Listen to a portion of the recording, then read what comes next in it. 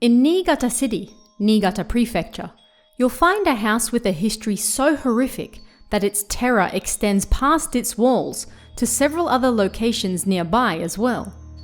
That house is known as the White House, and it's not a tale for the faint-hearted. No, this isn't the president's house, but it gets its name, surprisingly enough, from the colour of its walls.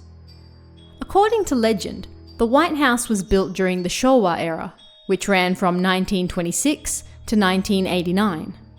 It was built by a diplomat who lived in Tokyo with his wife and 2 children, a 9-year-old daughter and a 6-year-old son. The house was painted white because, supposedly, white houses in the mountains weren't especially common at the time, being difficult to clean and all, so having a white house spoke of their wealth and high standing. Word quickly spread around town of its existence, and it wasn't long until the diplomat and his family moved in. Rumours soon spread about why exactly this wealthy diplomat of high standing in Tokyo had moved all the way out to this tiny ward by the sea in Niigata. The reason the entire family located to the middle of nowhere from the biggest city on earth, it turned out, was because the diplomat's daughter was unwell. The daughter apparently had multiple personality disorder, which manifested as an old woman, a middle-aged man, a young woman, and the girl's own personality. The family were hoping the peace and quiet of the mountains by the sea would help calm the girl and aid in her recovery. Yet, things only got worse. Word had it that her parents even confined the girl to the 2nd floor of the house. Yet unsurprisingly, this didn't help. More and more time passed with no signs of improvement in her condition. And then, the unthinkable happened. One night, the middle-aged man manifested. He was a violent man, and the girl picked up her father's rifle before going around the house and shooting both her parents and her younger brother. But that was only the beginning of her reign of terror.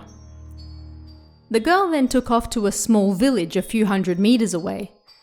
In a story reminiscent of the Tsuyama massacre, the girl slaughtered everyone she came across in the village until she ran out of bullets. And then she grabbed a Japanese natta and sword, and then continued her way through the rest of the village, slashing down anyone in her way. Some even claimed that she finished the job with a chainsaw she found nearby.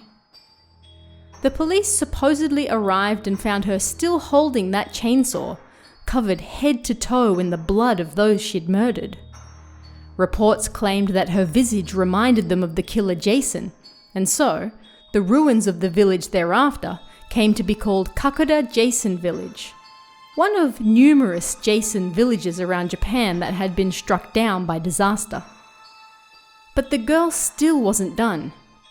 Seeing the police, she took off in the other direction, this time heading south to what would become known as the Black House. This house was actually a radio relay station famous for its black walls, and it was there that the girl took her own life, hanging herself from a radio tower and finally ending her horrific reign of terror. Ever since then, people have claimed that you can spot the ghosts of the girl, her family, and the murdered villagers at all 3 locations. The White House, where it all began, Kakuda Jason Village, where it continued, and the Black House, where it all ended. The White House, however, is said to be the most terrifying of all. There is, of course, zero proof that any of this story is real or ever took place. It makes for a great story, and it's spread far and wide over the years, but no one has been able to dig up any proof that a diplomat from anywhere ever lived in that house, let alone that an entire village nearby was destroyed in a single night. An event of this magnitude would have been recorded somewhere, anywhere, yet there's nothing. No newspaper reports, no news recordings, no police reports, nothing. So then, if the story isn't true, what is? Why is the White House such a famous ghost spot with an incredibly detailed history behind it? There are no detailed records for when the White House was first built, but it's been around since at least the early 1970s. Its layout suggests that it was a family home, but it also possibly functioned as a dual home and store, like many houses in the countryside still do. Nobody is quite sure when it was abandoned, but there were stories circulating about it in the 2000s, so it likely happened in the 80s or 90s. The only way to reach the house is by taking the long way around from a nearby highway and then proceeding through a small tunnel. The house sits surrounded by trees in the mountains, so it's difficult to reach and in a creepy location to boot. All the features were in place to create the perfect ghost spot. Nobody is quite sure where the story of the diplomat and his family originated either, but it was commonplace and accepted as fact by the early 2000s. Once the internet became more widespread, the story was also shared there, and that was that.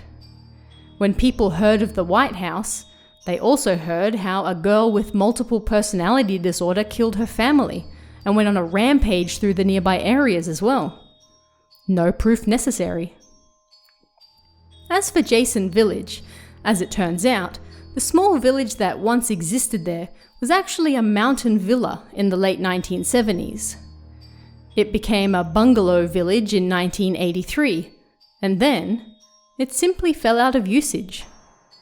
By the 2000s, it was fully abandoned and added onto the myth of the White House, perhaps because the creepy empty remains of both it and the White House nearby seemed, to the casual observer, somehow connected.